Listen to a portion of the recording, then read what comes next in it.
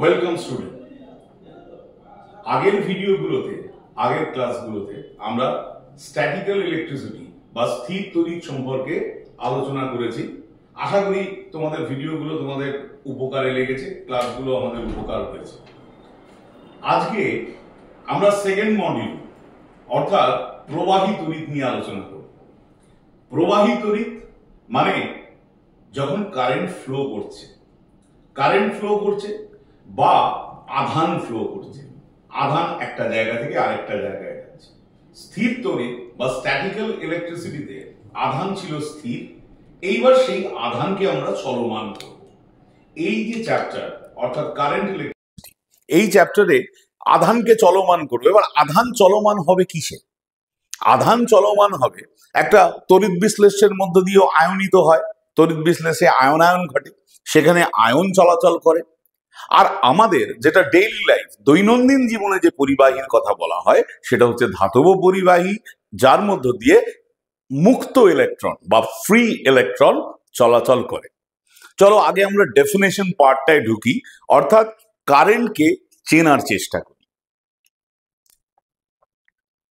দেখো, কারেন্ট কাকে বলে?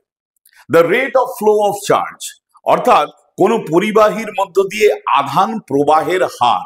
সেই আধান প্রবাহের হার কার সাপেক্ষে? না সময়ের সাপেক্ষে। এবার পরিবাহী প্রস্থচ্ছেদ বা ক্রস সেকশনাল এরিয়া বিভিন্ন রকম হতে পারে, তাহলে বিভিন্ন প্রস্থচ্ছেদটা এখানে ইম্পর্টেন্ট ফ্যাক্টর নয়। আমরা বলেছি কি, rate of flow of charge through any cross section with respect to time, অর্থাৎ সময়ের সাপেক্ষে। এটা কিন্তু যে কোনো প্রস্থচ্ছেদ হবে, এনি ক্রস সেকশন। তাহলে সময়ের সাপেক্ষে কোন প্রস্থচ্ছেদের মধ্য দিয়ে আধান প্রবাহের হারকে তড়িৎ প্রবাহ বলে। এবার আধান কিরকম হবে সেটা পরে আমরা আসছি, কিন্তু আধান প্রবাহের হারকে তড়িৎ প্রবাহ বলে। I equal to Q/T, এটা তোমরা ক্লাস 10-এও পড়েছো। দেখো, কারেন্টের এসআই একক হচ্ছে অ্যাম্পিয়ার, কুলম, সেকেন্ড ইনভার্স, কারণ কিউ এর একক কুলম আর এটা সেকেন্ড, তাহলে কুলম সেকেন্ড ইনভার্স। এবার প্রবাহের দিক, অর্থাৎ কারেন্ট কোথায় প্রবাহিত হবে? It is opposite to the flow of the electron and negative ion. Electron যে কিনা মুক্ত ইলেকট্রন, আর একটা হচ্ছে আয়ন। আমি দুটো জিনিসের কথাই বলেছি। তাহলে ইলেকট্রন যেদিকে প্রবাহিত হয় বা ঋণাত্মক আয়ন যেদিকে প্রবাহিত হয়, তড়িৎ প্রবাহ তার বিপরীত দিকে প্রবাহিত হয়। It is in the same direction of positive ion.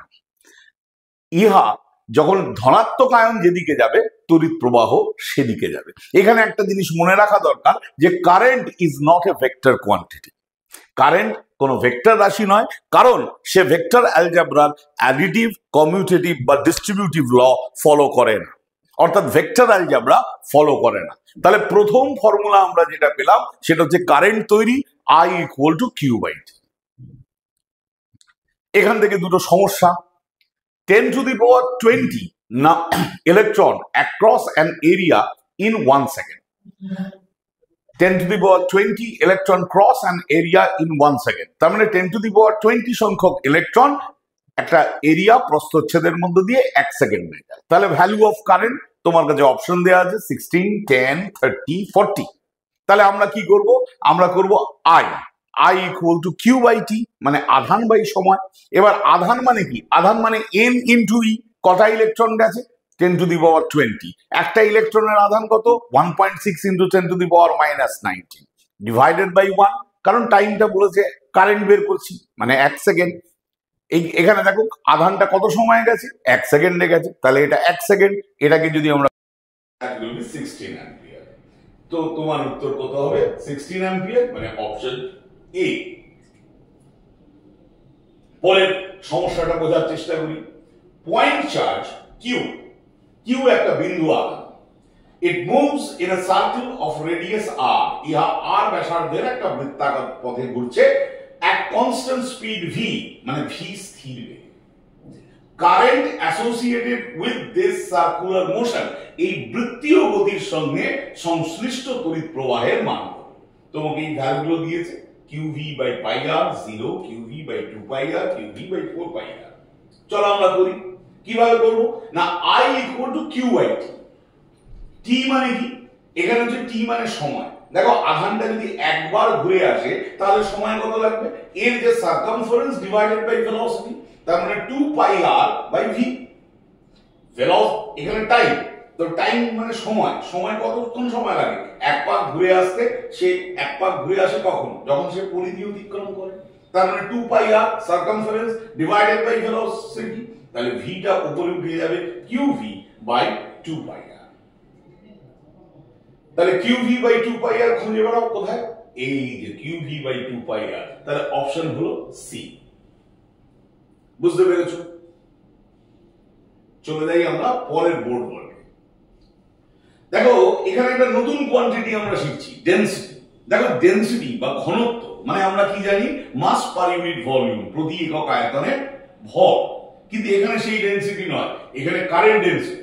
Current density আমরা কাকে বলি, the amount of current per unit area is called current density. The amount of current per unit area is called current density, তড়িৎ ঘনত্ব। প্রতি একক ক্ষেত্রফলের মধ্য দিয়ে যে পরিমাণ তড়িৎ প্রবাহ প্রবাহিত হয় তাকে তড়িৎ প্রবাহ ঘনত্ব বলে। এর দিক তড়িৎ প্রবাহের দিকে, তাহলে কারেন্টের যেদিকে, কারেন্ট যেদিকে যায় কারেন্ট ডেনসিটিও সেই দিকেই হয়। It is directed towards the current, অর্থাৎ তড়িৎ প্রবাহ যেদিকে হয় তাহলে কারেন্ট ডেনসিটিও সেই দিকে হয়। তাহলে J equal to I by A, I এর একক কি অ্যাম্পিয়ার, A এর একক কি মিটার স্কয়ার, তাহলে A মিটার টু দি পাওয়ার -2। এবার মনে করো যদি for variable factor, variable factor মানে এরিয়া যদি ভ্যারি করে, এরিয়া যদি ভ্যারি করে তাহলে I ইকুয়াল টু কি হবে, ইন্টিগ্রেশন J ডট dA। কারণ J মানে কি, প্রতি একক ক্ষেত্রফলে তড়িৎ প্রবাহ। দেখো ক্ষেত্রফল কেটে গেল, তাহলে বাকি যে ইন্টিগ্রেশনের মধ্যে পড়ে রইল সেটা হচ্ছে কারেন্ট। তাহলে I equal two integration J vector dot dA vector. তাহলে এটা একটা নতুন কোয়ান্টিটি আমরা এখানে শিখলাম, যেটা আমরা আগের ক্লাসে অর্থাৎ দশম শ্রেণীতে শিখিনি, বা ক্লাস 10 এ আমাদের এই কনসেপ্টটা ছিল না, সেটা আমরা এখানে জেনারেট করলাম যে J equal to I by A current density. চলো একটা ছোট্ট প্রশ্নের উত্তর করি এখানে। If the current density of a cylindrical wire of radius r bj, মানে একটা চুম্বকাকৃতি তার যার ব্যাসার্ধ হচ্ছে r, তার কারেন্ট ডেনসিটি বা তড়িৎ প্রবাহ ঘনত্ব হচ্ছে j, the value of current will be, বলে তোমার কাছে চারটি অপশন দেওয়া আছে। তাহলে j equal to I by pi r square, কারণ আমি বলেছিলাম কি একটা সিলিন্ডারের যে ক্রস সেকশনাল এরিয়া সেটা কত, পাই আর স্কয়ার। তাহলে j equal to I by pi r square, তার j equal to I by pi r square, তাহলে I equal to j into pi r square. খুঁজে বের করি কোথায় আছে, এইখানেই আছে, j equal to pi r square. তাহলে আমাদের অপশন হলো E। এবার দেখো আরেকটা টার্ম, আজকে এই ক্লাসে আমরা কারেন্ট ইলেকট্রিসিটির ইন্ট্রোডাকশন করছি। ইন্ট্রোডাকশন মানে সূচনা, অর্থাৎ কোনো একটা জিনিস সূচনা করতে গেলে আমাদের বিভিন্ন রকম টুল দরকার হয়। মানে যত কোনো একটা যুদ্ধ যদি করতে হয় তাহলে তার অস্ত্র থাকা দরকার। তাহলে সেই রকম ভাবে আমরা যদি এই চ্যাপ্টারে যদি এর নম্বর যদি বেশি পেতে চাই তাহলে কি হবে, তার বিভিন্ন আঙ্গিকগুলো আমার জানা দরকার। তো সেই জন্য এই first part of current electricity ক্লাসে আমরা কি করছি, ডেফিনিশন বেসড আলোচনাটা করছি। রিল্যাক্সেশন টাইম, এটা একটা নতুন টার্ম, অবসাদ কাল। এখন অবসাদ কাল মানে কি, দেখো ইলেকট্রন যখন ফ্লো করবে, ইলেকট্রন তো আর বাধাহীন অবস্থায় ফ্লো করবে না, ইলেকট্রন যখন যাবে তার গতিকে বাধা দেবে। কে দেবে, মুক্ত আয়ন দিতে পারে, ফ্রি আয়নস, অথবা ফ্রি ইলেকট্রনস দিতে পারে। ফ্রি ইলেকট্রনস, ফ্রি আয়নস ইলেকট্রনের গতিকে বাধাপ্রাপ্ত করে। এবার বাধা যদি হয় তাহলে বাধা হলে কি হবে, ইলেকট্রনের গতিও বাধাপ্রাপ্ত হবে। তাহলে তোমরা দেখো আমি রেফারেন্স টানতে পারি ওই ব্রাউনিয়ান মোশনের। ব্রাউনিয়ান মোশনে তোমরা দেখেছিলে না, জিগজ্যাগ পাথ হয়, মানে এখান থেকে এখানে এলো, এখান থেকে এখানে এলো, এখান থেকে এখানে এলো, এখান থেকে এখানে, এই জিগজ্যাগ পাথের মতো অনেকটা হয়। ওই ব্রাউনিয়ান মোশনের কনসেপ্টই আসে, যখন ইলেকট্রন যাচ্ছে ফ্রি, কোন রকম কলিশন নেই, যখনই একটা কলিশন হলো তখনই তার দিক পরিবর্তন হলো, বেগেরও পরিবর্তন হলো। তাহলে অবসাদ কাল মানে কি, average time by electrons between two successive collision, মানে দুটো যে কলিশন হলো তার মধ্যে যে সময়, সেই সময়কে অবসাদকাল বলে। এবার অনেকগুলো কলিশন হচ্ছে, তা অনেকগুলো যখনই থাকে তখনই আমাদের বের করতে হয় গড়, মানে অ্যাভারেজ। তাহলে অ্যাভারেজ টাইম মানে একটা কলিশন হলো, তারপর আর একটা কলিশন হলো, তারপর একটা কলিশন হলো, এই যে প্রত্যেক দুটো কলিশনের মধ্যে যে টাইম, তাকে আমরা বলি অবসাদকাল। এবং তাদের যে অ্যাভারেজ টাইমটা নিই, সেই জন্য অ্যাভারেজ আমাকে নিতেই হবে, কারণ প্রত্যেকটা টাইম সমান নয়। তাহলে অবসাদকাল আমরা কি বলছি না, average time by electrons between two successive collision, দুটি পরপর সংঘর্ষের মধ্যে ইলেকট্রন দ্বারা অতিবাহিত গড় সময়কে অবসাদকাল বলে। ব্যাপারটা বোঝা গেছে। এবার ম্যাক্সিমাম ইম্পর্টেন্ট পয়েন্ট, অনুপ্রবাহের বেগ, ড্রিফট ভেলোসিটি। মানে দেখি, মানে হচ্ছে ইলেকট্রন যাচ্ছে, কারণ ইলেকট্রন না গেলে তো কারেন্ট তৈরি হবে না, ইলেকট্রনকে যেতেই হবে। তাহলে যে জিনিস যাচ্ছে তার এখানে একটা বেগের প্রশ্ন এসে যায়, ভেলোসিটির প্রশ্ন এসে যায়। যখন কোনো ইলেকট্রন মুভ করে ডেফিনেটলি তার ভেলোসিটি থাকে।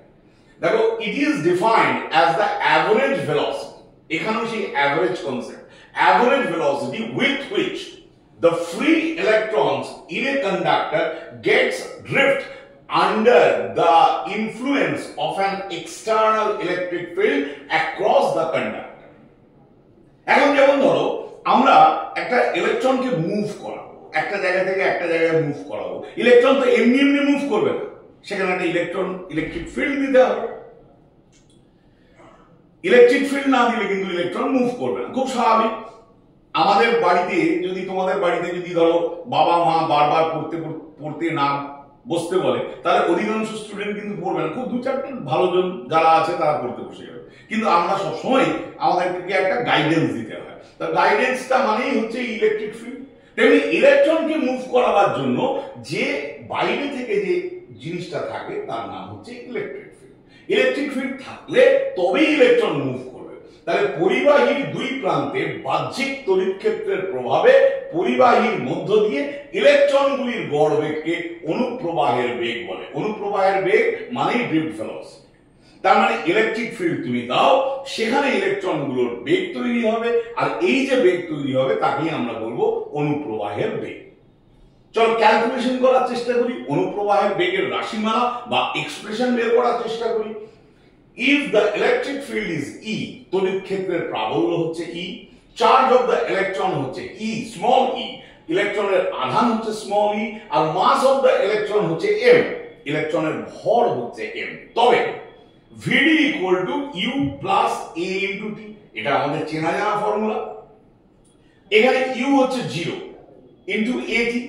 এবার এই টিটা কি, কারণ তার বেগের পরিবর্তন হয় কি কলিশনের মধ্যে, তাহলে এই টিটা হচ্ছে রিল্যাক্সেশন টাইম। এবার দেখো এ কত, এ আমরা জানি কি ইলেকট্রিক, একটা ইলেকট্রন আছে, তাহলে তার ইন্টেন্সিটি হচ্ছে ই, তাহলে তার মধ্যে ফোর্স কত, ই ইনটু ই, কারণ একক আধানের উপর ক্রিয়ারত বলকে তড়িৎ প্রাবল্য বলে। তাহলে small e into capital e divided by m into tau, tau হচ্ছে রিল্যাক্সেশন টাইম। তাহলে this is the expression of drift velocity. This is the relation between drift velocity and tau. This is the relation between drift velocity and intensity of electric field. This is the relation between drift velocity and mass. That means this relation depends all the factors on which drift velocity depends. যে সমস্ত ফ্যাক্টরের উপর drift velocity depend করে সেটা এই রাশিমালা দিয়ে আমরা প্রকাশ করতে পারি।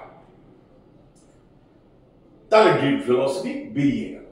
এবার আমরা কি চাই না, এই ভেলোসিটির সঙ্গে কারেন্টের একটা সম্পর্ক, the relation between drift velocity and current, এটা আমাদের বের করাটা কিন্তু খুব প্রয়োজন। কারণ কারেন্ট আর ড্রিফট ভেলোসিটি কিভাবে পরস্পর নির্ভরশীল এটা কিন্তু বলার দরকার আছে। তাহলে আমরা কি করলাম না, drift velocity of the electron হচ্ছে Vd, V suffix D, number of electrons per unit volume, মানে প্রতি একক আয়তনে ইলেকট্রনের সংখ্যা হচ্ছে n, প্রতি একক আয়তনে ইলেকট্রনের সংখ্যা হচ্ছে n। Cross sectional area of the conductor, যে পরিবাহীর মধ্য দিয়ে ইলেকট্রন যাচ্ছে তার প্রস্থচ্ছেদ হচ্ছে a। তাহলে এই যদি কন্ডাক্টরটা হয়, ভালো করে লক্ষ্য করো, এই হচ্ছে ক্রস সেকশনাল এরিয়া, এই যে ডটস গুলো এগুলো হচ্ছে ইলেকট্রন। তাহলে ইলেকট্রন গুলো তেড়ে এদিকে মুভ করছে, খুব জোরে দৌড়চ্ছে। তাহলে 1 সেকেন্ডে সে কত যাবে? ভিডি ডিস্টেন্স। 1 সেকেন্ডে সে কতটা ডিস্টেন্স যাবে? ভিডি ডিস্টেন্স। তার মানে 1 সেকেন্ডে ইলেকট্রনের দল মানে group of electron will cover this volume, এই ছোট্ট ভলিউমটাকে কভার করবে, যেখানে ক্রস সেকশনাল এরিয়া হচ্ছে এ আর হাইট হচ্ছে ভিডি। তার মানে এটা একটা সিলিন্ডার, চোঙাকৃতি আকার। তাহলে চোঙাকৃতি আকারের আয়তন কি? Cross section area into height, প্রস্থচ্ছেদের ক্ষেত্রফল ইনটু উচ্চতা। তাহলে এখানে উচ্চতাটা ভিডি। তাহলে so the total charge in unit time, একক সময় আধান কত হবে? I equal to q by t. তাহলে কিউ মানে চার্জ, কারণ টাইমটা আমি 1 সেকেন্ড বেঁধে দিয়েছি। তাহলে কারণ টাইমটা 1 সেকেন্ড না বাড়লে তো আমার কারেন্ট বেরোবে না। চার্জ পার ইউনিট টাইম, তার মানে এটা 1 সেকেন্ড হয়ে গেছে। এবার কিউ কি? এন মানে number of electrons per unit volume. এবার 1 সেকেন্ডে অতিক্রান্ত আয়তন, the volume covered in 1 second কত হবে? a into vd। এই যে ক্রস সেকশন এরিয়া আর এই হাইট। তাহলে এর মধ্যে একক আয়তনে ইলেকট্রন আছে n, তাহলে এই আয়তনে ইলেকট্রন আছে কত? n ইনটু এইটা। তাহলে ডেফিনেটলি প্রত্যেকটা ইলেকট্রনের চার্জ e, তাহলে তার সঙ্গে e মাল্টিপ্লাই করলাম। তাহলে I ইকুয়াল টু কি হলো? I equal to NaVdE। Very important formula. এই ফর্মুলাটা আমাদের খুব ভালো করে শেখা দরকার। I equal to NaVdE। এখানে হচ্ছে কারেন্টের সঙ্গে ড্রিফট ভেলোসিটির সম্পর্ক বা relation between current and the drift velocity. বোঝা গেছে ব্যাপারটা? ওকে, এবার দেখো কারেন্ট ডেন্সিটি। সেই কারেন্ট ডেন্সিটি আর ড্রিফট ভেলোসিটির মধ্যে আমরা রিলেশন বের করব। তাহলে কারেন্ট ডেন্সিটি মানে কি? NaEVd। এইমাত্র আমরা ফর্মুলাটা করলাম, যে ফর্মুলাটা আমরা লাস্ট করলাম, অর্থাৎ I ইকুয়াল টু NaVdE। সেখান থেকে আমরা যদি I এর মানটা এখানে বসিয়ে দিই, if we put the value of I here, A will cancel and J equal to NeVd। তার মানে J current density, E charge of electron, N number of electrons per unit volume and Vd is the drift velocity, অনুপ্রবাহের। দেখো আরেকটা definition, mobility. এখন তো mobile আমাদের কাছে খুব পরিচিত কথা। মোবাইল প্রত্যেকের পকেটে মোবাইল ঘুরে বেড়াচ্ছে। মোবাইল মানে হচ্ছে চলমান।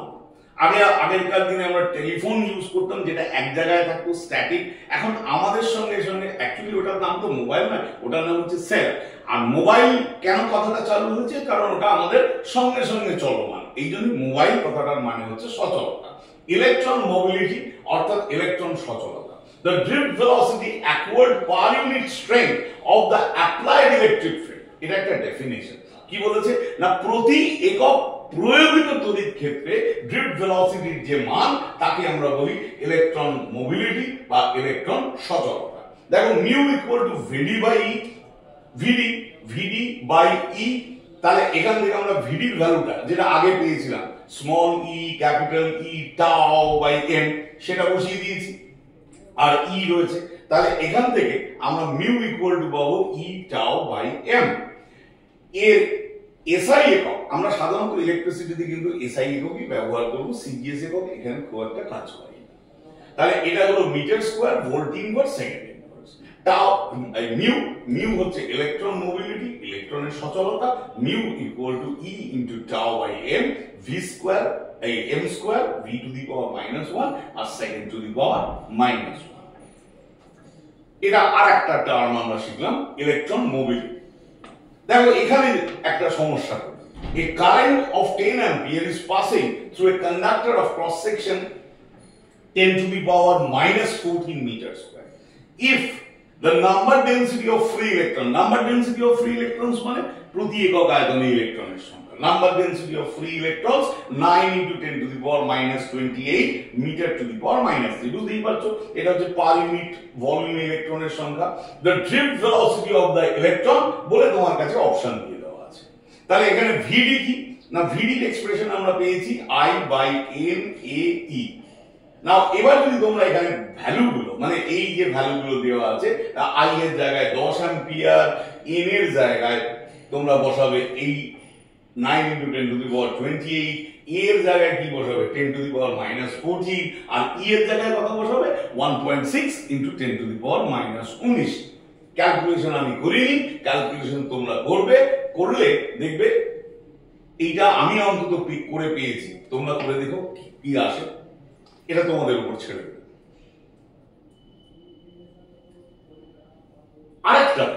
আরেকটা সমস্যা, the potential difference of 5 volt is applied across a conductor, একটা পরিবাহীর দুই প্রান্তে 5 ভোল্ট বিভব প্রভেদ প্রয়োগ করা হলো। the length of the conductor is 0.1 meter, পরিবাহীর দৈর্ঘ্য হলো 0.1 meter।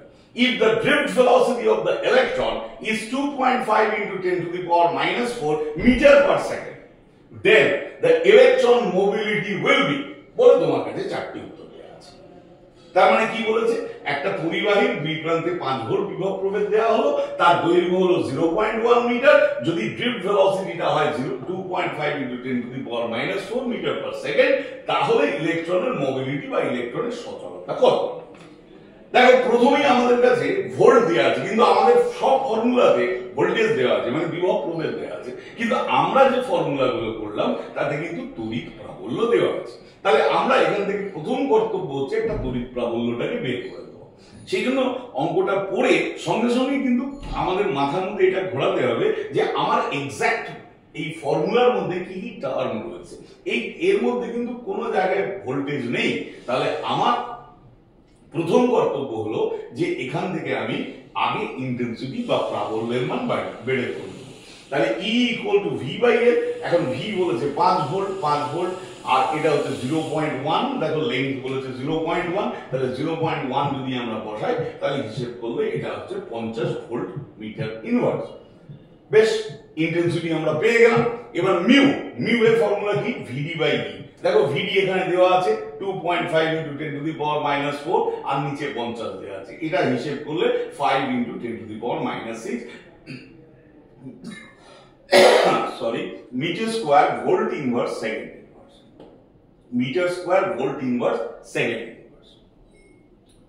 তাহলে যে টার্মগুলো আমরা শিখলাম, কি কি শিখলাম, ড্রিফট ভেলোসিটি শিখলাম, মোবিলিটি অফ ইলেকট্রন শিখলাম, রিল্যাক্সেশন টাইম শিখলাম, অর্থাৎ এইগুলো হচ্ছে একটা কারেন্ট ইলেকট্রিসিটি পড়ার জন্য আমাদের বেসিক টুলস। এই নলেজগুলো না থাকলে কিন্তু কারেন্ট ইলেকট্রিসিটির মধ্যে আমরা ঢুকতে পারবো না। এগুলো নতুন টার্ম, নতুন মানে হচ্ছে তোমাদের কাছে নতুন, কারণ না ক্লাস 9-10 যে পোর্শনটা পড়েছি আমরা সেইগুলোতে এই টার্মোলজি কিন্তু আমরা ব্যবহার করি। আচ্ছা, আমরা পরের টপিকে আসি। It is a very well known to you. সূত্র তোমাদের জিজ্ঞেস করলে অধিকাংশ লোক গড়গড় করে বলে দেবে, কোনো অসুবিধা নেই তাতে, কারণ এটা অনেক ছোট ক্লাস থেকে ছেলে মেয়েরা পড়ছে, ক্লাস 7-এও পড়েছে, 8-এও পড়েছে, 9-10 তো পড়েছে, মাধ্যমিক বা ক্লাস 10 লেভেলের এক্সামে ওহমস ল লিখতে দিয়েছে, এটা তো কোনো ব্যাপারই না। সুতরাং ল আমার থেকে তোমরাও ভালো মুখস্থ করে দিতে পারো। তা আমরা এই ল এর আগে ক্যারেক্টারিস্টিকটা দেখো, কনস্ট্যান্ট ফ্যাক্টর ওহমস লতে কনস্ট্যান্ট ফ্যাক্টর কি না, temperature, mechanical stress etcetera, physical factor. আমরা জানি যে টেম্পারেচার, মেকানিক্যাল ফ্যাক্টর যদি কনস্ট্যান্ট থাকে তাহলে কোনো একটা পরিবাহীর মধ্য দিয়ে যে তড়িৎ প্রবাহ অর্থাৎ current flowing through a conductor is directly proportional to the potential to its potential difference, এর দুই প্রান্তের বিভব প্রভেদের সঙ্গে সমানুপাতিক। তাহলে দেখ এখানে আমার একটা কন্ট্রাডিকশন আছে যে ভিএ ভিবি দুটো বিন্দুর বিভব, এর মধ্য দিয়ে আর, এটা হচ্ছে রোধ আমরা এরকম এবড়ো লাইন আঁকি, এটা তোমরা জানো যে এটা রোধ, কারণ রোধ আঁকার সিগনিফিকেন্ট হচ্ছে যে এখান দিয়ে ইলেকট্রন সহজে যেতে পারে না বলে, রাস্তা যদি সমান হয় মানুষ সহজে হাঁটতে পারে, কিন্তু এবড়ো হলে সহজে যেতে পারে না, সেই জন্যই রোধটাকে কিন্তু আঁকা হয়। যাই হোক, এটাকে কোনো হার্ড অ্যান্ড ফাস্ট রুল নয়, এটা তোমাদের একটু জাস্ট বললাম যে এরকম ভাবেই আমরা চিন্তা করতাম, আমরা ছোটবেলায় এরকম ভাবে চিন্তা করতাম। তো ভিএ আর ভিবি এর মধ্যে দিয়ে যাচ্ছে কারেন্ট আর। তাহলে দেখো এই দুটো definitely v a greater than v b, কারণ কারেন্ট সবসময় হায়ার পোটেনশিয়াল টু লোয়ার পোটেনশিয়ালে মুভ করে। তাহলে আমরা এখানে লিখছি v a minus v b proportional to I, তাহলে v a minus v b equal to R I, একটা কনস্ট্যান্ট আসছে, প্রপোর্শনাল কনস্ট্যান্ট। তাহলে আর হচ্ছে রেজিস্ট্যান্স অফ দ্য কন্ডাক্টর, পরিবাহীর রোধ। এই পোর্শনটা তোমাদের অত্যন্ত চেনা। দেখো এখন আমি তোমাদের বলি যে এ যদি প্রপোর্শনাল টু বি হয়, then why b proportional to a not? কেন এ প্রপোর্শনাল টু বি হলে বি প্রপোর্শনাল টু এ হবে না কেন? নিশ্চয়ই হবে, অঙ্কে তো আমরা করেওছি এ প্রপোর্শনাল টু বি হলে অবশ্যই বি প্রপোর্শনাল টু এ হবে।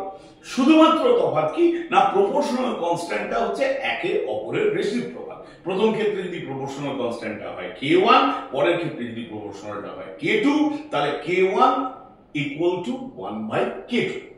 চলো এইখানে আমি যদি লটাকে একটু উল্টো করে লিখি যে I proportional to VA minus VB, তাহলে এখানেও একটা প্রপোর্শনাল কনস্ট্যান্ট আসবে I equal two G VA minus VB। G is the conductance, পরিবাহিতা of the conductor। conductance মানে পরিবাহিতা of the conductor। তাহলে যখন আমরা লিখছি VA minus VB proportional to I, তখন আমাদের আসছে রেজিস্ট্যান্স, আর যখন আমরা লিখছি I proportional to VA minus VB, তখন একটা প্রপোর্শনাল কনস্ট্যান্ট আসছে G।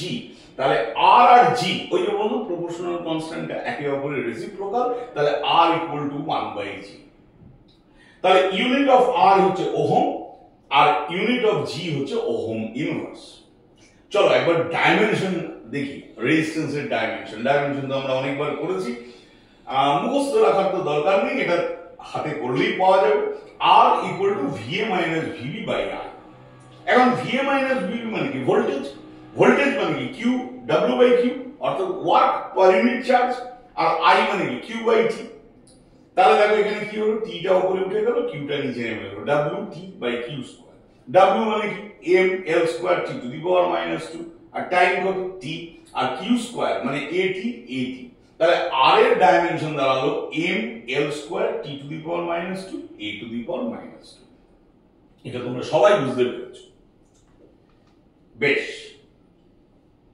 নেক্সট বোর্ড ওয়ার্কে যাই। দেখো ওহমের সূত্র তো আমরা পড়লাম, ওহমের সূত্রের গ্রাফ। এই গ্রাফগুলো কেন করতে হবে না, ওহমের ল তোমাদের প্র্যাকটিক্যালও করতে হবে। প্র্যাকটিক্যালও ওহমস এর ল করতে হবে, verification of Ohm's law and determination of resistance per unit length, এরকম একটা প্র্যাকটিক্যাল আছে। আশা করি তোমরা প্র্যাকটিক্যালটা করে ফেলেছো। তো যদি এখানে ধরো ভি আর এখানে যদি আই হয়, ভি আর আই হচ্ছে আমরা দুটো অ্যাক্সেস নিয়েছি, তাহলে যেহেতু ভি প্রপোর্শনাল টু আই আর I proportional to V, whatever may be, তাহলে এই গ্রাফটা হবে linear and passing through the origin. এই লটা যারা মেনে চলে তারা হচ্ছে ওহমিক কন্ডাক্টর। এখন গুড ওহমিক কন্ডাক্টর কারা? গুড ওহমিক কন্ডাক্টর হচ্ছে, সবথেকে ভালো কন্ডাক্টর হচ্ছে অ্যালুমিনিয়াম, সিলভার। তারপরে কি আসছে? কপার।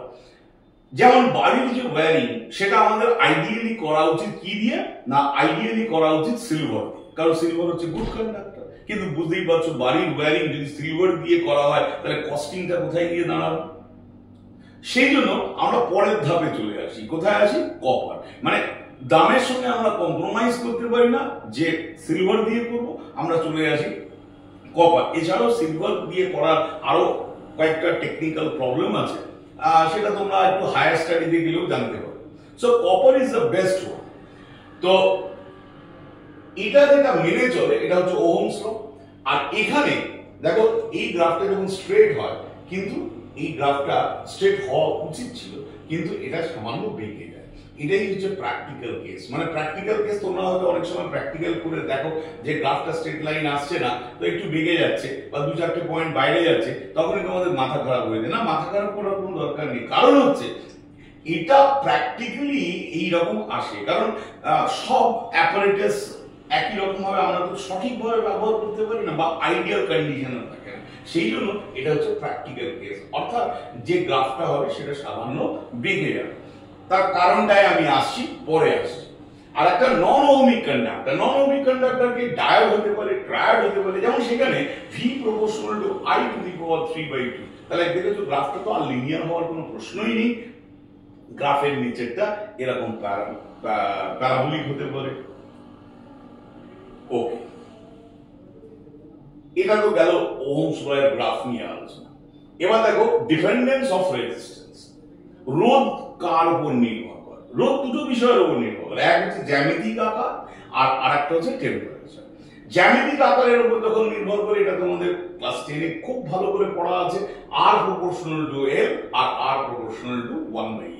অর্থাৎ কোনো একটা পরিবাহী রোধ তার প্রস্থচ্ছেদ যদি ধ্রুবক থাকে তাহলে দৈর্ঘ্যের সঙ্গে সমানুপাতিক, আর দৈর্ঘ্য যদি ধ্রুবক থাকে তাহলে প্রস্থচ্ছেদের সঙ্গে ব্যস্তানুপাতিক। এটা আমাদের পড়াই আছে।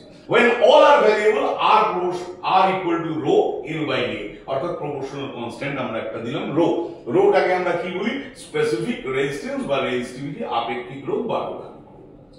আর যেহেতু রোধের রেসিপ্রোকাল হচ্ছে কন্ডাক্টেন্স, রোধ তার রেসিপ্রোকাল বা অনন্য হচ্ছে পরিবাহিতা বা কন্ডাক্টিভিটি, তাহলে এই রো এর একটা রেসিপ্রোকাল আছে, সেটাকে বলে সিগমা। Sigma equal to 1/ρ। 1/ρ কে বলা হয় পরিবাহিতাঙ্ক বা কন্ডাক্টেন্স। রো এর একক কি? রো এর একক হচ্ছে ওহম মিটার।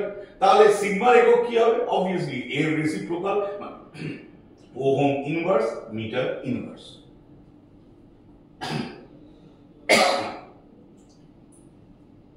এবারে একটা প্রবলেমেটিক সিচুয়েশনের মধ্যে আসে। একটা তার আছে, the wear of length L, একটা তার লেন্থ হচ্ছে L আর রেজিস্ট্যান্স হচ্ছে R, is stretched, টান দেওয়া হয়, and the length becomes 12। এখন একটা তারকে যদি টান দেওয়া হয় তাহলে কি হবে? ন্যাচুরালি তারটা সরু হয়ে যাবে। the new resistance will be, নতুন রোধ কত হবে? এখন দেখো, একটা তারকে নিয়ে আমরা টানতে পারি, কম্প্রেস করতে পারি, যা খুশি করতে পারি, বাট তার মাস কনস্ট্যান্ট থাকে, তার ডেনসিটি কনস্ট্যান্ট থাকে। তাহলে এখানে অবভিয়াসলি তার মাস কনস্ট্যান্ট, তার ডেনসিটি কনস্ট্যান্ট, দ্যাট মিন্স তার ভলিউমও কনস্ট্যান্ট। তাহলে এক্ষেত্রে ভলিউম কি? A1 L1 আর এটা হচ্ছে A2 L2।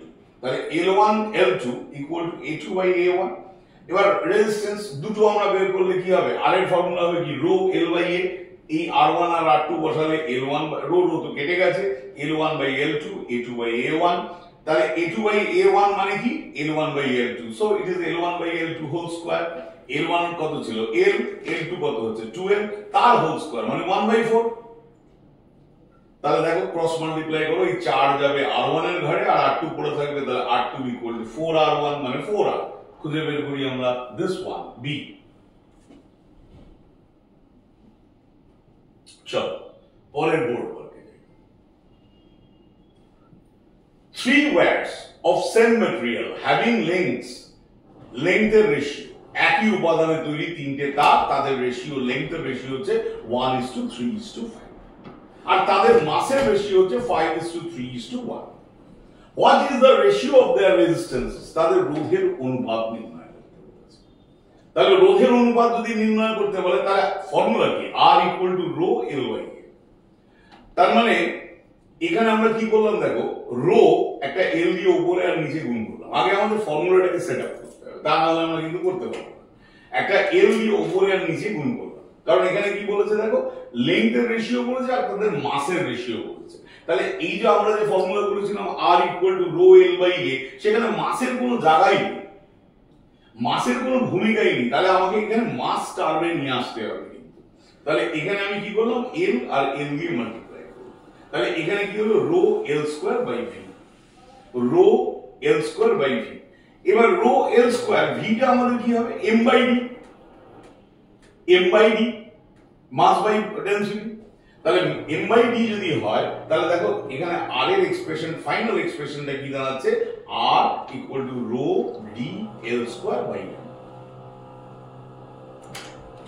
Rho D L square by M। এখন এরা একই উপাদান দিয়ে তৈরি, তাহলে ডেনসিটি সবার সমান। একই উপাদান দিয়ে তৈরি, তাহলে রো ইকুয়াল টু কনস্ট্যান্ট। তাহলে ম্যাটেরিয়াল যেহেতু ফিক্সড, সেহেতু রো আর ডি রোধাঙ্ক এবং ঘনত্ব, specific resistance and density, they are equal. তাহলে আর প্রপোর্শনাল টু কি দাঁড়ালো? L square by M। তাহলে দেখো R1 R2 R3, তার মানে হচ্ছে L1 by M, L1 square by M1 L, এই রেশিওটা বসিয়ে দেবো। এবার দেখো প্রত্যেকটা রেশিও, লেংথের রেশিও 1 আর এর রেশিও কত? 1 এর স্কয়ার 1, আর এটা 5, এটা 3, 3 এর জন্য 9, এটা 3 মানে 3, এটা 5, 5 এর জন্য 25, আর এটা 1, 1 এর জন্য 1। সো এটাকে সিম্পলিফাই করলে ইউ উইল গেট 1:15:125। খুঁজে বের করো কোথায় আছে, এ তেই আছে। বেশ, এইটা আরেকটু বুঝতে হবে, এটা একটুখানি, এগুলো যেমন অর্ডিনারি প্রবলেম, এগুলো একটুখানি বুঝতে হবে, বুঝে নিয়ে করতে হবে। The where of length L and cross-sectional area A having a variable resistivity, মানে এর রেজিস্টিভিটি আর কনস্ট্যান্ট নেই, কার উপর ডিপেন্ড করছে, x এর উপর ডিপেন্ড করছে along its length। তার মানে এই যে L হচ্ছে পুরো লেন্থ আর x লেন্থ এর উপর, x যত বাড়বে মানে x যখন L হয়ে যাবে, পুরোটা হয়ে যাবে, তখন এটা হয়ে যাবে L/L, তার মানে তখন এটা 1 আর 1 আর 2 রো 0 হয়ে যাবে। তার মানে এটা x এর সঙ্গে ভ্যারিয়েবল একটা specific resistance. the resistance of the wire কত এর রেজিস্ট্যান্স বা রোধ হবে আমরা বের করতে চাই। তাহলে আমরা দেখো এই যে ওয়্যারটা একটা এলিমেন্টারি লেন্থ নিলাম dx, এলিমেন্টারি ক্ষুদ্র দৈর্ঘ্য হলো dx, এবং সেটা কত দূরে, x দূরে, অর্থাৎ বাঁ দিক থেকে x দূরে একটা এলিমেন্টারি লেন্থ নিলাম dx। আমরা এলিমেন্টারি লেন্থের dr বের করব, বাট তাহলে রো dx/a, a মানে ক্রস সেকশনাল এরিয়া, তাহলে দেখো রো 1 প্লাস x/l dx/a। এখন a তো এর constant, cross sectional area constant, a তো শুধু রোটা চেঞ্জ করছে দৈর্ঘ্যের সঙ্গে, এরিয়ার সঙ্গে এর কোনো সম্পর্ক নেই। তাহলে রো 0 1 প্লাস x/l dx/a, তাহলে r পেতে গেলে আমরা এটাকে ইন্টিগ্রেট করতে হবে। তার মধ্যে দেখো রো 0 আর a, রো 0 আর a বাইরে চলে এলো, ইন্টিগ্রেশনের মধ্যে হলো কি 1 প্লাস x/l ইনটু dx, যার আপার লিমিট অর্থাৎ x এর ভ্যালু কোথায় ছিল, x এর ভ্যালু বাঁ দিকে হলো 0 আর ডান দিকে হলো a, তাহলে 0 থেকে n। বাকি এটা ইন্টিগ্রেশন করা, কিভাবে ইন্টিগ্রেশন করা হয়েছে তোমরা আমার থেকেও ভালো বুঝতে পারছো, আমি এটা নিয়ে তোমাদের সঙ্গে এটা আমি আলোচনা করতে চাইছি না, কারণ তোমরা অঙ্কে ইতিমধ্যেই করে ফেলেছো। তাহলে এটা হচ্ছে x প্লাস x²/12, তাহলে x প্লাস x²/12। এবার যদি তুমি ভ্যালু বসাও, ডেফিনেটলি 0 বসালে কিছুই থাকবে না, কারণ লোয়ার লিমিটের জন্য ভ্যালু নেই, যা আছে আপার লিমিটের জন্য ভ্যালু, এবং এই ক্যালকুলেশনটা করলে এটা দাঁড়াবে রো 3 রো 0l/2। আমি ক্যালকুলেশনের পার্টগুলো তোমাদের উপর ছেড়ে দিয়েছি, তোমরা অবশ্যই এগুলো করে নিও। তাহলে দেখো এখান থেকে যদি আমরা খুঁজে পাই কোথায়, এইটা হচ্ছে এই অপশনটা আমাদের কারেক্ট অপশন। এবার দেখো টেম্পারেচার ডিপেন্ডেন্স। টেম্পারেচার ডিপেন্ডেন্স মানে উষ্ণতার উপর নির্ভরশীলতা। এটাও খানিকটা তোমরা পড়েছো যে RT মানে T ডিগ্রি সেন্টিগ্রেডের রোধ, R0 0 ডিগ্রি সেন্টিগ্রেডের রোধ ইকুয়াল ব্র্যাকেটে 1 প্লাস আলফা টি। আলফা হচ্ছে টেম্পারেচার রেজিস্ট্যান্স কোএফিশিয়েন্ট, রোধের উষ্ণতা গুণ, অর্থাৎ প্রতি 1 ডিগ্রি উষ্ণতা বাড়ালে রোধের মান কত বাড়ে, the amount of resistance per increase per degree rise in temperature। এবারে এসো, এবার আমরা আবার একটু প্রথমের দিকটা ফিরে যাই, মানে এবার আমরা কতগুলো মাঝখানে জিনিস শিখলাম, একটা ওহমস ল শিখে তার রোধ সম্পর্কে আমরা কিছু ফিজিক্যাল কনসেপ্ট জানলাম। এবার আমরা চলে আসছি resistivity in terms of drift velocity, অনুপ্রবাহের ধারণা থেকে রোধাঙ্ক। কিরকম ভাবে আমরা বলছি না, I ইকুয়াল টু NAEVD, মানে এটা কারেন্টের এক্সপ্রেশন, এটা আমরা জানি। এবার দেখো ভিডির জায়গায় আমরা এইটা বসিয়ে দিলাম, ভিডির যা expression, tau relaxation time, E ইলেকট্রনের charge, capital E electric field, M হচ্ছে মাস, আমরা এই ভিডির ভ্যালুটা বসিয়ে দিলাম। যখন ভিডির ভ্যালুটা বসিয়ে দিলাম, দেখো E আর E আছে, এটা স্কোয়ার হয়ে গেল, বাকিটা অ্যাজ ইট ইজ রয়ে গেল। এবার এই টার্মটার মধ্যে দেখো একটা E আছে, ইটাকে আমরা ব্রেকআপ করে নিলাম, E ইকুয়াল টু V/L, অর্থাৎ potential difference by length of the conductor, V/L করে নিলাম। তো V/L যখন করে নিলাম, দেখো এখানে এই Lটাকে আমরা এর মধ্যে ঢুকিয়ে দিয়েছি, ml NA² tau ml into V। বেশ, তাহলে এখান থেকে আমরা যদি V/I চাই, তাহলে ml NA² টাউ, মানে এই এক্সপ্রেশনটা আমরা পেয়ে যাব। এবার V/I মানে কি, R, তাহলে R equal two ml NA² tau. R কে আমরা যদি ভাঙি রো L/A, বাকি জিনিসটা এইটা, তাহলে এখান থেকে দেখো L L cancel, A A cancel, তাহলে rho equal to m divided by n e square tau. তাহলে এখান থেকে আমরা রো বা স্পেসিফিক রেজিস্ট্যান্স পেলাম কি থেকে? অনুপ্রবাহের ধারণা থেকে, অর্থাৎ drift velocity of the electron থেকে আমরা রো কে আমরা পেয়েছি। দেখো রো আর টি এর গ্রাফ। কন্ডাক্টর, কন্ডাক্টর মানে পরিবাহী, তার টেম্পারেচার বেড়ে গেলে তার রোধ বেড়ে যায়, রোধ বেড়ে গেলে তার রোধাঙ্ক অবশ্যই বাড়বে। তাহলে রো আর টি হলে অবভিয়াসলি গ্রাফটা ইনক্রিজিং প্রপার্টি, এই বেড়ে যাবে। অ্যালয় বা সংকর ধাতু, অ্যালয় বা সংকর ধাতুর এই যে টেম্পারেচার কোফিশিয়েন্ট এটা অলমোস্ট কনস্ট্যান্ট থাকে। সেই জন্য দেখো যে যখন ওই বাল্ব তৈরি করা হয় তখন ট্যাংস্টেন বা ওই জাতীয় জিনিস দিয়ে তৈরি করা হয়, কারণ তার রেজিস্টিভিটি বা রোধাঙ্ক উষ্ণতার সঙ্গে পরিবর্তন করে না, সেই জন্য এটা হচ্ছে কনস্ট্যান্ট। আর সেমিকন্ডাক্টর, যেটা আমাদের পরবর্তীকালে অর্থাৎ শেষের দিকে চ্যাপ্টারে পড়তে হবে, সেমিকন্ডাক্টর হচ্ছে এমন একটা ফ্যাক্টর যেখানে টেম্পারেচার বাড়ালে তার রোধাঙ্কের পরিমাণ কমে যায়। অর্থাৎ সেমিকন্ডাক্টর হচ্ছে তারাই যারা নর্মাল টেম্পারেচারে ইনসুলেটরের মতো ব্যবহার করে, কিন্তু টেম্পারেচার যদি বাড়াও, ইনক্রিজ করো, তাহলে সেটা সেমিকন্ডাক্টরের মতো বিহেভ করে। তাহলে এইটাই এসে গেল কি না স্পেসিফিক রেজিস্ট্যান্স এসে গেল in terms of drift velocity. Corresponding এগুলো হলো তাদের গ্রাফ।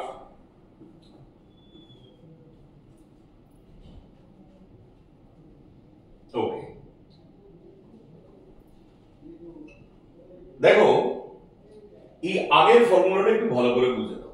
এই ফর্মুলাটা rho equal to m n square tau, আশা করি তোমাদের মুখস্থ হয়ে গেছে। মনে রেখেছো? মুখস্থ না, মেমোরাইজ হয়ে গেছে। আচ্ছা, যদি বলো rho proportional to 1/n, n এর সঙ্গে ব্যস্তানুপাতিক, inversely proportional. n depends on the material of the conductor. n কার উপর নির্ভর করে? n উপাদানের উপর নির্ভর করে। অর্থাৎ পরিবাহীটা কোন উপাদান নিয়ে তৈরি। তাহলে n এর উপর যদি নির্ভর করে, তাহলে মানে রোধাঙ্ক কার উপর নির্ভর করে? রোধাঙ্ক পরিবাহী উপাদানের উপর নির্ভর করে। তাহলে রোধ কার ধর্ম? রোধ হলো পরিবাহীর ধর্ম। Resistance is the property of a conductor. কিন্তু রোধাঙ্ক কার ধর্ম? রোধাঙ্ক হচ্ছে পরিবাহীর উপাদানের ধর্ম। অর্থাৎ স্পেসিফিক রেজিস্ট্যান্স বা resistivity is the property of the element of the conductor. এইটা খুব ইম্পর্টেন্ট। দেখো রো প্রপোর্শনাল টু 1/τ, অর্থাৎ রিল্যাক্সেশন টাইমের সঙ্গে ও inversely proportional. As temperature increases, tau will decrease. Obviously, যখন টেম্পারেচার তুমি ইনক্রিজ করে দেবে, বাড়িয়ে দেবে, তখন কি হবে? ইলেকট্রনগুলোর গতিশক্তি বেড়ে যাবে। তাহলে তারা অনেক বেশি অ্যাজিটেটিং হবে, এবং অ্যাজিটেটিং হওয়ার ফলে তারা বেশি ধাক্কাধাক্কি করবে। অর্থাৎ ফ্রি টাইম, অর্থাৎ ধাক্কা ছাড়া যে সময়টা, সেটা কমে যাবে। তাহলে কি হবে? বলছে অ্যাজ টেম্পারেচার ইনক্রিজেস, উষ্ণতা যখন বাড়ায়, ইনক্রিজ করবে, তখন ওরা কি করবে না, ওরা অ্যাজিটেশন ওদের বেড়ে যাবে। অ্যাজিটেশন বেড়ে গেলে ওরা খুব জলদি জলদি ধাক্কা লাগাবে। তার মানে রো উইল ডিক্রিজ, রো কমে যাবে। Sorry, sigma will decrease, sigma কমে যাবে। সিগমা যদি কমে যায় তাহলে রো বেড়ে যাবে। তাহলে এখান থেকে বোঝা গেল যে টেম্পারেচার যদি বাড়ানো যায়, টেম্পারেচার যদি ইনক্রিজ করা যায়, তাহলে ডেফিনেট ওয়েতে স্পেসিফিক রেজিস্ট্যান্সও বেড়ে যাবে। এবার resistivity in terms of electron mobility. Resistivity আমরা বের করতে চাই in terms of electron mobility. দেখো আই এর এক্সপ্রেশন আমরা পেয়েছি n a square e square tau ml by ml into v, যেটা আমরা ওই লাস্ট টার্মে আগের ক্যালকুলেশনে এই ইকুয়েশনটা পেয়েছি। তাহলে i বাই a এই একটা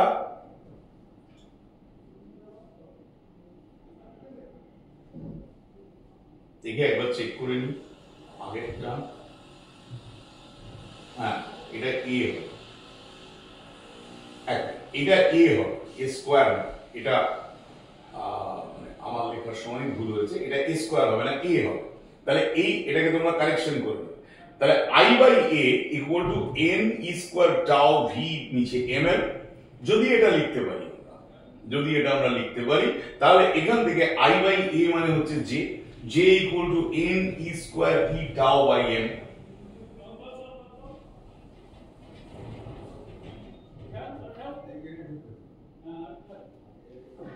হ্যাঁ, ও এক মিনিট দাও,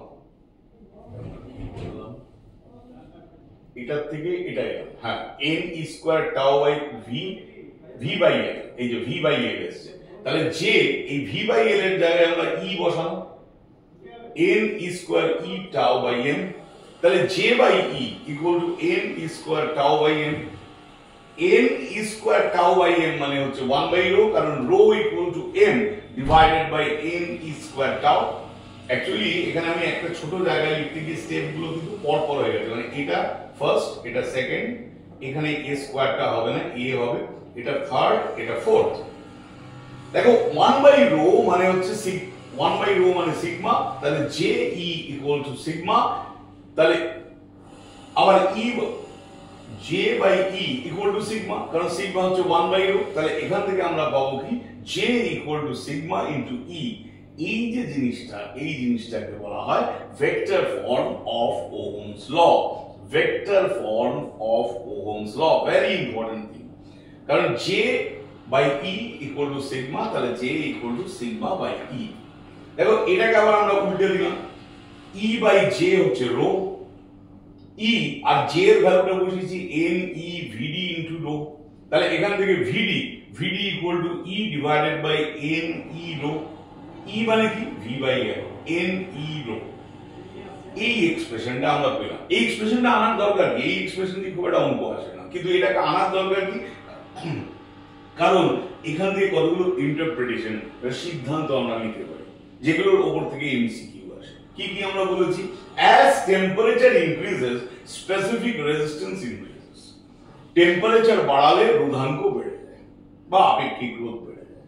so drift velocity increases, দেখো এই যে টেম্পারেচার বাড়ালে if temperature increases, টেম্পারেচার বাড়ালে রোধাঙ্ক বেড়ে যায়। এই যে এখানে আমরা পড়েছি টেম্পারেচার বাড়ালে রোধাঙ্ক বেড়ে যায়, আর রোধাঙ্ক যদি বেড়ে যায় তাহলে অনুপ্রবাহের বেগ কমে যায়, কারণ এটা inversely. if the length of the conductor increases, dip velocity decreases। এটা পরীক্ষায় অনেক সময় বলা হয় যে একটা পরিবাহীর লেন্থ যদি বাড়িয়ে দেওয়া যায় বা লেন্থ যদি কমানো হয় তাহলে ডিপ ভেলোসিটির কি পরিবর্তন হবে? সবাই ভাবে যে একটা লেন্থ বাড়ছে আর কমছে তাতে ইলেকট্রনের বেগের কি পরিবর্তন হবে? না, পরিবর্তন হবে। কি পরিবর্তন হবে? দেখো ভিডি আর length of the conductor inversely proportional, তাহলে লেন্থ অফ দ্য কন্ডাক্টর যদি বেড়ে যায় তাহলে ড্রিফট ভেলোসিটি কমে যাবে। অর্থাৎ এইরকম ইন্টারপ্রিটেশনের জন্য আমাদের কিন্তু ইকুয়েশন গুলোকে এরকম ভাবে ব্রেকআপ করে মনে রাখাটা দরকার, বা ব্রেকআপ করে না মনে রাখলে কিন্তু এই ইন্টারপ্রিটেশন গুলো ভালো করে বোঝা যায় না। কম্পিটিটিভ পরীক্ষায় কিন্তু এই ধরনের ইন্টারপ্রিটেশন থেকে প্রচুর প্রশ্ন আসে।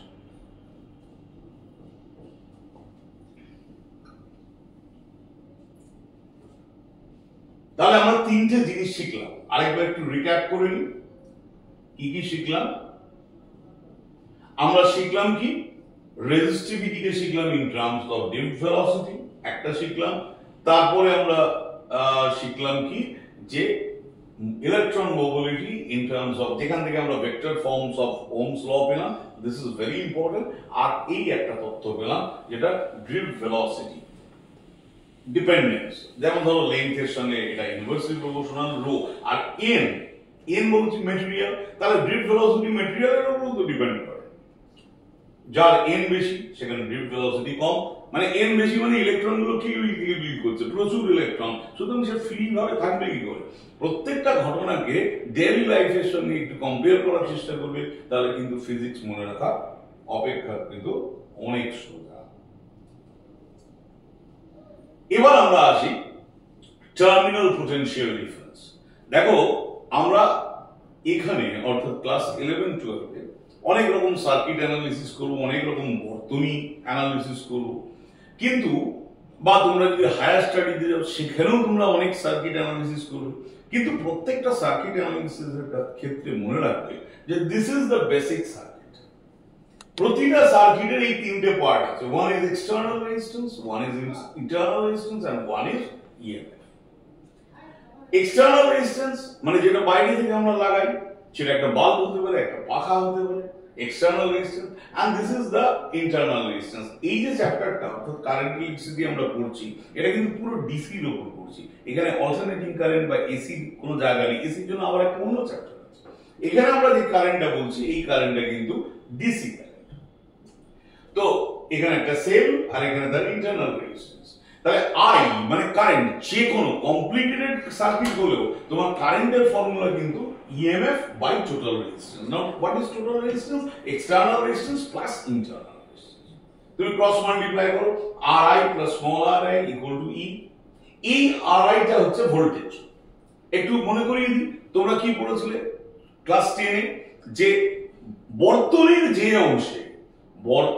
যে অংশে তড়িৎ শক্তি অন্য শক্তিতে রূপান্তরিত হয়। So that is the potential difference. The portion of a circuit in which electrical energy is converted into other form of energy, Ri, মানে potential difference. এই potential difference বা এটাকে বলছি আমরা প্রান্তীয় বিভব, আর এটা হচ্ছে EMF মানে potential difference in an open circuit. This is EMF E minus Ri. তাহলে দেখো V হচ্ছে টার্মিনাল পোটেনশিয়াল ডিফারেন্স আর E মাইনাস Ri। তাহলে এই টার্মিনাল পোটেনশিয়াল ডিফারেন্স সবসময় EMF থেকে ছোট হবে। V is less than E always, সর্বদা ছোট হবে। অর্থাৎ আমরা যেটা দেব, ওই যেমন বলে না আমাদের তোমরা যেমন থার্মোডাইনামিক্সে পড়েছো যে বা ধরো মেশিনে পড়েছো যান্ত্রিক ত্রুটি, বা ধরো তোমরা পড়েছো যে কোনো একটা এফিসিয়েন্সি দক্ষতা সেটা 100% হয় না, অর্থাৎ যেটা আমরা দিই তার থেকে আমরা পাওয়ার সময় কম পাই। তাহলে ইএমএফ যদি ধরো একটা 1.5 ভোল্টের ব্যাটারি আমরা ব্যবহার করছি, তাহলে কিন্তু সেখান থেকে এক্সাক্ট 1.5 ভোল্ট আমরা পাবো না, 1.5 ভোল্টের চেয়ে একটু কম পাবো।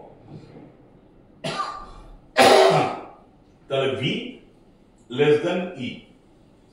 কিন্তু মনে রাখা দরকার আমরা আজকাল তো সেকেন্ডারি চার্জ সেকেন্ডারি চার্জিং হামেশাই ব্যবহার করি, কারণ মোবাইল আমাদের হাতে হাতে। মোবাইল দেখো একটা ব্যাটারি লাগালাম তারপর সেটাকে ফেলে দিলাম, এটা তো হয় না। একটা মোবাইলের ব্যাটারি দিনের শেষে গিয়ে আবার চার্জারে দিয়ে চার্জ দিতে হয়, তার মানে এটা চার্জিং করা হচ্ছে। তাহলে যখন চার্জিং করা হয়, during charging of secondary cell, the terminal potential difference is greater than the EMF of the cell. মনে করো একটা মোবাইলের ব্যাটারি হচ্ছে 6 ভোল্ট, তাহলে তোমাকে যে অ্যাডাপ্টারের মাধ্যমে, তোমরা দেখেছো মোবাইলের প্লাগ কিন্তু নরমাল প্লাগের মতো হয় না, তার সামনে একটা অ্যাডাপ্টার থাকে। অ্যাডাপ্টার কি হয় না, যে সাপ্লাই ভোল্টেজ যেটা 440 হতে পারে, 220 হতে পারে, সেটাকে ডিক্রিজ করে। কারণ 220 বা 440 ভোল্টে যদি মোবাইল ফোনে চার্জ দেওয়া যায়, মোবাইল ফোনটা সঙ্গে সঙ্গে জ্বলে যাবে। তো ডেফিনেটলি সেখানে একটা অ্যাডাপ্টার থাকে, অ্যাডাপ্টার কি করে ট্রান্সফরমার জাতীয় ভোল্টেজটাকে নিচের দিকে নামায়। তো ধরো 6 ভোল্ট আছে, তোমার সাপ্লাই লাইন হচ্ছে 440 ভোল্ট, তো সেখান থেকে নামিয়ে ওটাকে 6 ভোল্ট করবে। যাই হোক, সেটা আমরা পরে আরেকবার পড়বো।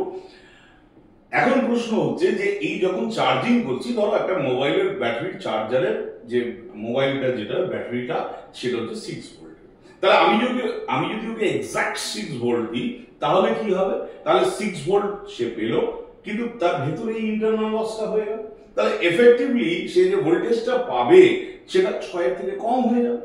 সেই জন্য যখন চার্জিং করা হয় তখন আমাদের ভোল্টেজ একটু বেশি দিতে হয়। যদি সেলের ভোল্টেজ থাকে 6 ভোল্ট, তাহলে আমাদের হয়তো 7.5 ভোল্ট বা 7.5 ভোল্ট আমাদের দিতে হবে। তো এখানে কি বলছে, এটা একটু খুব ইম্পর্টেন্ট পয়েন্ট মনে রাখবে। During charging of the secondary cell, the terminal potential difference is greater than the EMF of the cell. আরেকটা criteria short circuit. Short circuit মানে হচ্ছে যে যখন এক্সটার্নাল রেজিস্ট্যান্স 0 হয়, তখন short circuit current will produce IS equal to E by R। Now short circuit কি? ধরো এই রেজিস্ট্যান্সের অ্যাক্রসে আমি একটা তার লাগিয়ে দিলাম, এই রেজিস্ট্যান্সের অ্যাক্রসে আমি একটা তার লাগিয়ে দিলাম। কারেন্ট সবসময় লো রেজিস্ট্যান্স পাথ লাইক করে সবসময়। তো যখন এখান থেকে যাবে কারেন্ট, ও দেখবে এখানে আর রেজিস্ট্যান্স আর এখানে কোনো রেজিস্ট্যান্স নেই, তাহলে ও সব কারেন্ট এখান থেকে পাস করিয়ে দেবে। ও এখানে যাবেই না, এখান দিয়ে বের করিয়ে দেবে। তাহলে এই লো রেজিস্ট্যান্স পার্ট কারেন্ট প্রেফার করে, আমরাও প্রেফার করি লো রেজিস্ট্যান্স পার্ট। কম খাটনিতে যদি জগৎ জয় হয়ে যায়, তাহলে ডেফিনেটলি কম খাটনি করতে হবে, যেটা বাস্তবে সম্ভব না। তাহলে অবভিয়াসলি এখানে হচ্ছে ক্যাপিটাল আর আর স্মল আর ক্যাপিটাল আরটা 0 হয়ে গেছে। তাহলে IS equal to E by R। অর্থাৎ সার্কিটে প্রচুর পরিমাণে কারেন্ট জমা হয়ে যাবে, মানে ফ্লো করবে, প্রচুর পরিমাণে কারেন্ট ফ্লো করবে, এবং সেই জন্য ট্রিমেন্ডাস হিট তৈরি হবে। ট্রিমেন্ডাস হিট তৈরি হওয়ার জন্য কি হবে, ট্রিমেন্ডাস হিট তৈরি হওয়ার জন্য কি হবে, যে ওই সার্কিটটা পুড়ে যাবে। তোমরা জানো যে শর্ট সার্কিট হয়ে গেলে আগুন লেগে যায়, এই একটাই কারণে, প্রচুর পরিমাণ কারেন্ট, প্রচুর পরিমাণ হিট, সেই জন্য সেখান থেকে আগুন লেগে যায়। ওকে, এবার এসো কম্বিনেশন অফ রেজিস্ট্যান্স, রোধের সমবায়।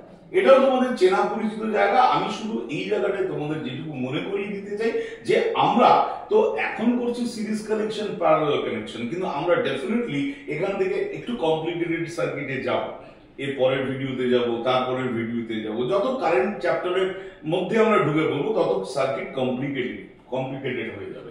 কমপ্লিকেটেড হয়ে যাওয়ার জন্য কি হবে না, সার্কিট গুলোকে তখন চিনতে হবে, কোথায় সিরিজ আছে, কোথায় প্যারালাল আছে, এদেরকে চিনতে হবে।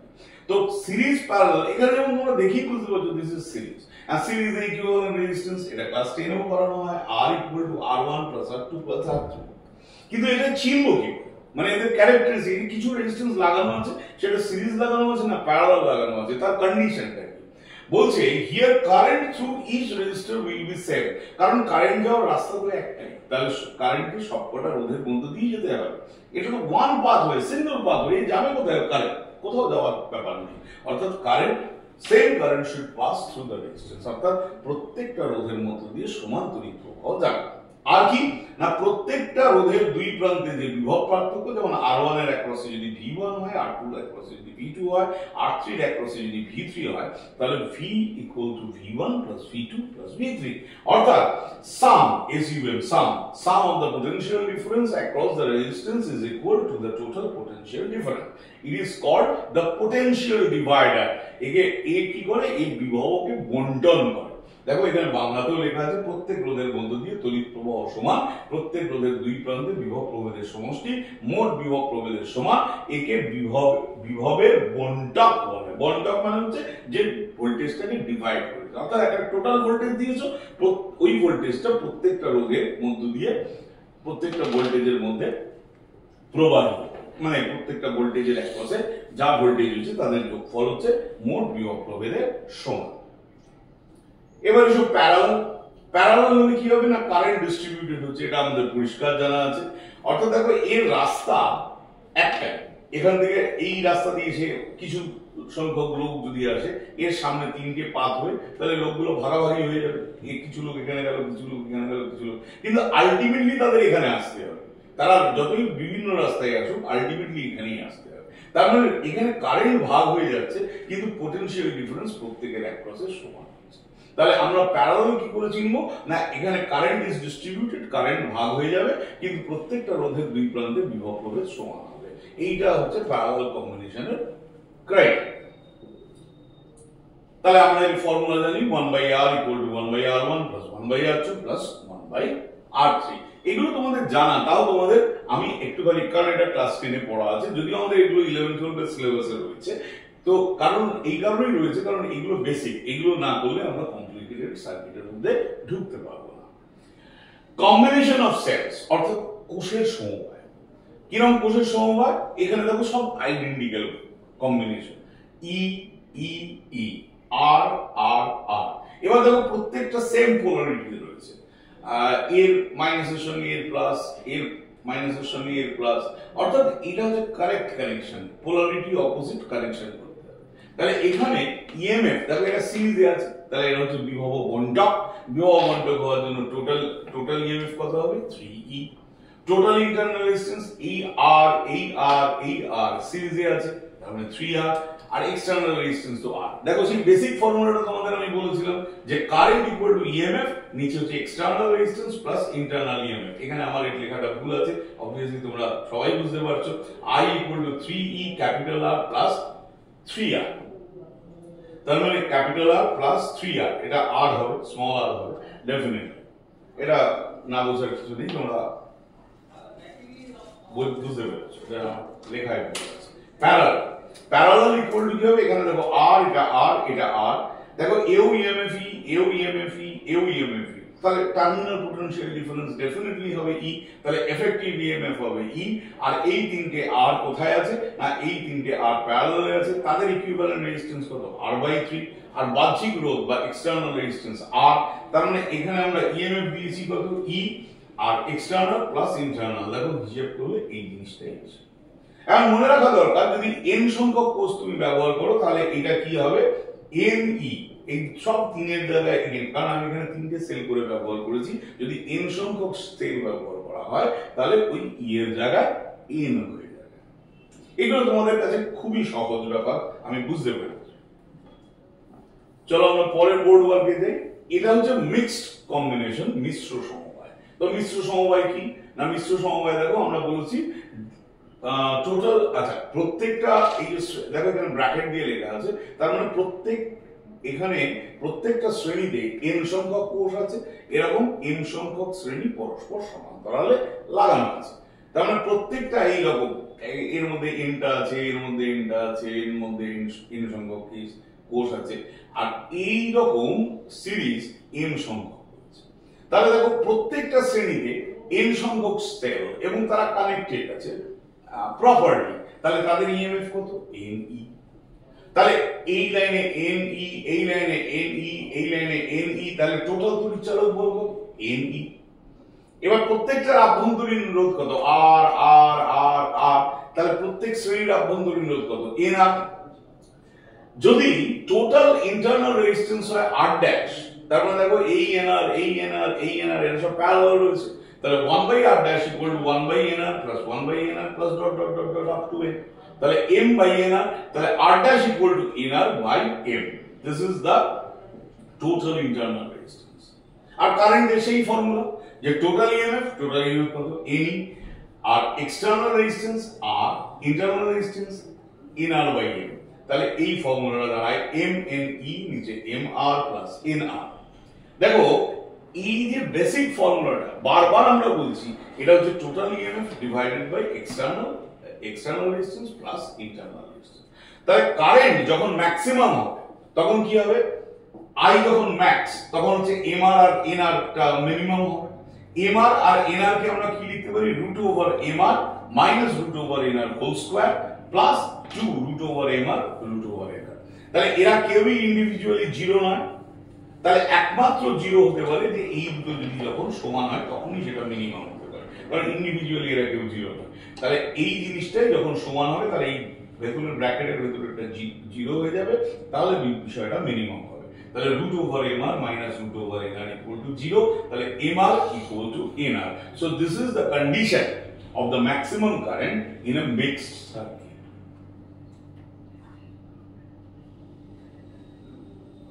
এবারে লক্ষ্য করো, এবার আমরা একটুখানি কমপ্লিকেটেড জায়গায় ধীরে ধীরে ঢুকছি। Parallel combination of two cell of unequal EMF. দেখো E1 আর E2 এদের প্যারালাল কম্বিনেশন করা হচ্ছে A আর B এর মধ্যে। তাহলে এখানে VAB মানে কি, আমরা এখানে একটা I কারেন্ট দিয়েছি, I কারেন্ট ফ্লো করছে। আমরা ধরে নিয়েছি যে E1 সেলটা বড়, তাহলে E1 সেল একটা কারেন্ট দিচ্ছে।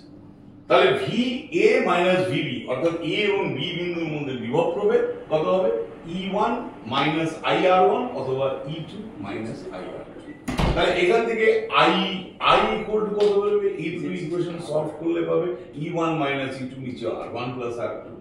তাহলে VAB এখানে দেখো I এর ভ্যালুটা আমরা বসিয়ে দিয়েছি, বসিয়ে দিলে আমরা এই জিনিসটা পাই।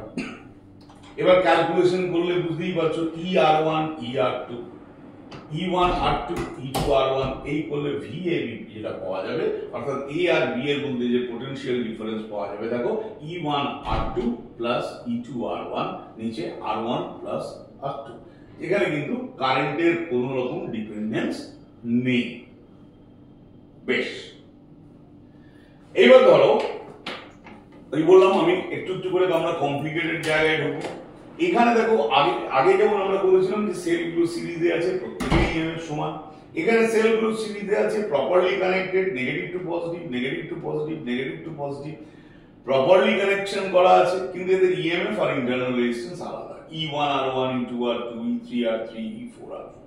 তাহলে এক্ষেত্রে তড়িৎচালক বল হবে কি, এর যেহেতু সিরিজে আছে এবং প্রপারলি কানেক্ট করা আছে সেই জন্য সবই অ্যাডিটিভ হবে। তাহলে E1 plus E2 plus E3 plus E4, এখানে চারটে আছে বলে চারটে, পাঁচটা থাকলে আরো যোগ হয়ে যাবে, মানে plus dot dot dot dot করতে হবে। এবার সিরিজে আছে, দেখো প্রত্যেকে সমান, এর প্রত্যেকে সমান, কিন্তু দেখো এর নেগেটিভ টু পজিটিভ, এই সেলটা উল্টো লাগানো আছে, এর নেগেটিভ থেকে নেগেটিভ, তাহলে এই সেলটা উল্টো লাগানো আছে। তো মনে করো এখানে n নাম্বার অফ সেলস আছে, তাদের মধ্যে n number of cells are connected in series and among them 2 cells are wrongly connected। তাহলে n সেল আছে, তার মধ্যে দুটো ত্রুটিপূর্ণভাবে লাগানো আছে, তাহলে কটা সঠিকভাবে লাগানো আছে? n-2। তাহলে এই n-2 সংখ্যক কোষ সঠিকভাবে লাগানো আছে, তাহলে n-2 cells are correctly connected, তার সঙ্গে আমি e মাল্টিপ্লাই করলাম।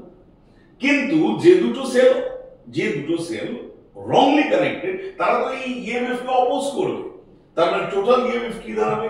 n-2 into e minus 2e, তাহলে n-4 into e। তাহলে যখনই এই এফেক্টিভ EMF হবে ত্রুটিপূর্ণ সেলে, তখন কি হবে? দেখো যটা সেল আছে তার স্কয়ার, মানে যদি ধরো 10টা সেল থাকে আর 3টে যদি হয়, তাহলে 10 minus 9 মানে এর ডবল। এরকমই করা যেতে পারে। 2 যটা সেল n মাইনাস, যদি এখানে 3টে সেল হয় তাহলে 3 হবে, আর এখানে 3 হবে, 4টে হবে 4 হবে, মানে 2n, মানে যটা আছে তার দ্বিগুণ। এটা শর্টকাট মনে রাখা। ওকে, এবার আমরা কতগুলো গাণিতিক সমস্যায় আসি। Find the current through the 2 ohm resistor in the following circuit। দেখো এখানে 2, এখানে 3, এখানে একটা ক্যাপাসিটর আছে 0.2 মাইক্রোফ্যারাড, 5.2 ওহম এর রেজিস্ট্যান্স, সেলটা হচ্ছে 6 আর এটা হচ্ছে 2। এখানে আমরা তো ক্যাপাসিটর পড়েছি আগের ক্লাসে, যে ক্যাপাসিটর হচ্ছে ধারকত্ব। এই যে ক্যাপাসিটর যে ধারকত্ব, এ কিন্তু ডিসিতে অসীম রোধের ন্যায় আচরণ করে, কারণ বুঝতেই পারছো কারেন্ট যাচ্ছে, এখানে কোনো কন্ডাক্টর পাচ্ছে না, অ্যাজ ইফ কারেন্ট যাচ্ছে, এখানে একটা বড় বড় খাদ, তাই এর মধ্যে কি নামতে পারবে? তারা যেতে পারবে না, কারেন্ট এই পথে যেতে পারবে না। তাহলে it behaves as infinite resistance, no current will pass through that, তাদের মধ্যে দিয়ে কোনো কারেন্ট যাবে না। তাহলে এখানে সার্কিটে কি হলো? 2 আর 3 প্যারালালে লাগানো আছে, সে ঘুরে এলো এর সঙ্গে সিরিজ, মানে এটা তো ইন্টারনাল রেজিস্ট্যান্স। বাদ, তাহলে আমাদের ফর্মুলা আমরা কি শিখেছি? আমরা শিখেছি যে ইএমএফ এটা হচ্ছে এক্সটার্নাল রেজিস্ট্যান্স, 2 আর 3 প্যারালাল, তার মানে 2 into 3 দিছে 2 plus 3, আর এটা হচ্ছে ইন্টারনাল রেজিস্ট্যান্স 2.8। তাহলে এই কারেন্ট আমরা পেলাম। This is the total current. The total current যদি হয়, সেই টোটাল কারেন্ট এখানে এসে পড়বে। এই 2 আর 3 এরা স্বাভাবিকভাবে যে রয়েছে কি, এরা সমান্তরালে রয়েছে। সমান্তরাল দুটো রোধ যদি সমান্তরালে থাকে, তাহলে তাদের কারেন্ট ডিস্ট্রিবিউশনের একটা ছোট্ট ট্রিক শিখিয়ে দিচ্ছি। ধরো 2 আর 3 প্যারালালে আছে, আমার চাই 2 ওহমের মধ্যে কারেন্ট, তাহলে 2 আর 3 দুটো রেজিস্ট্যান্স, দেখো 2 এর মধ্যে কারেন্ট, তাহলে 3 উপরে উঠবে, নিচে হবে 3 plus 2 into I। তাহলে যদি আমরা বলতাম 3 ওহমের মধ্যে কারেন্ট কত, তাহলে উপরে থাকতো 2, নিচে 3 plus 2, মানে উপরে যার মধ্যে দিয়ে কারেন্ট আমায় ডিটারমাইন করতে হবে, সেটা ছাড়া যে রেজিস্ট্যান্স আছে সেটা নিউমারেটর লবে থাকবে, আর নিচে হচ্ছে যোগফল থাকবে। This is I। তাহলে 3/5 into 3/2, 9/10 মানে 0.9। উত্তর খুঁজি আমরা 0.9, মানে অপশন সি। এবার দেখো এখানে একটা সার্কিট আমাদের দিয়ে দেওয়া আছে, 2 ওহম রেজিস্টরের মধ্যে দিয়ে কারেন্ট যাচ্ছে। তাহলে এখানে আমার কাছে এক্সটার্নাল রেজিস্ট্যান্স কত? 4.5, আর 2 আর 3 প্যারালাল লাগানো আছে, বাকিগুলো তো ইন্টারনাল রেজিস্ট্যান্স। সার্কিটটার দিকে নরমালি তাকালে তো ঠিক আছে, কিন্তু ভালোভাবে তাকালে বোঝা যাবে এই প্লাস আর প্লাস কানেক্ট করা আছে, তার মানে এটা রংলি কানেক্টেড আছে। তাহলে effective EMF E equal to 8 minus 4, মানে 4 ভোল্ট। অবভিয়াসলি এরা উল্টো দিকে লাগানো আছে, রংলি কানেক্টেড আছে, তার মানে এ কে অপোজ করার চেষ্টা করবে, তাহলে ইএমএফ হবে 8 minus 4 4 ভোল্ট। তাহলে টোটাল কারেন্ট মানে কি? EMF divided by external resistance, 2 or 3 parallel, 2 or 3 parallel, তার মানে 2 into 3 নিচে 2 plus 3, তার সঙ্গে আছে কি 4.5। আর এবার এই সেলের যে ইন্টারনাল রেজিস্ট্যান্স, সেল সোজা থাকুক উল্টো থাকুক যেভাবেই থাকুক, সেলের রেজিস্ট্যান্স সবসময় অ্যাডিটিভ হবে, অর্থাৎ 0.5 plus 1। তাহলে এটা হিসেব করলে আসে 40/72, 40/72 অ্যাম্পিয়ার। আবার কারেন্ট টু 2 ওহম, ওই যেটা আমি বললাম শর্টকাট ফর্মুলা, শান্টের ফর্মুলা, যে রেজিস্ট্যান্সের মধ্যে দিয়ে কারেন্ট আমার চাই সেটা থাকবে না, অন্যটা উপরে থাকবে, নিচে 2 plus 3 হবে ইনটু টোটাল কারেন্ট, তার মানে 3 into 2 plus 3 টোটাল কারেন্ট বললে 1/3 অ্যাম্পিয়ার। এখানে এসো 12টা cell connected in series to form a battery, একটা ব্যাটারি তৈরি করেছে। among them some are wrongly connected, তাদের মধ্যে কয়েকটা wrongly connected আছে। EMF of each হচ্ছে 3 volt, internal resistance 1 volt. when the battery connected with 3 ohm external resistor then the current is 2 ampere, find the number of wrongly connected cell। তাহলে 12টা sell আছে, এনটা তার মধ্যে আমরা ধরে নিলাম wrongly connected আছে। 12 minus n into e minus n e equal to 12 minus 2n into e, তার মানে এটা হচ্ছে EMF দাঁড়ায়। তাহলে EMF যদি দাঁড়ায়, দেখো 12টার প্রত্যেকটার ইন্টারনাল রেজিস্ট্যান্স R, তার মানে 12R, আর এটা হচ্ছে এক্সটার্নাল রেজিস্ট্যান্স। তার মানে ফর্মুলাটা কি দাঁড়ালো 12 minus 2n into e, এটা হচ্ছে EMF, আর 12R হচ্ছে ইন্টারনাল রেজিস্ট্যান্স আর ক্যাপিটাল R এক্সটার্নাল রেজিস্ট্যান্স।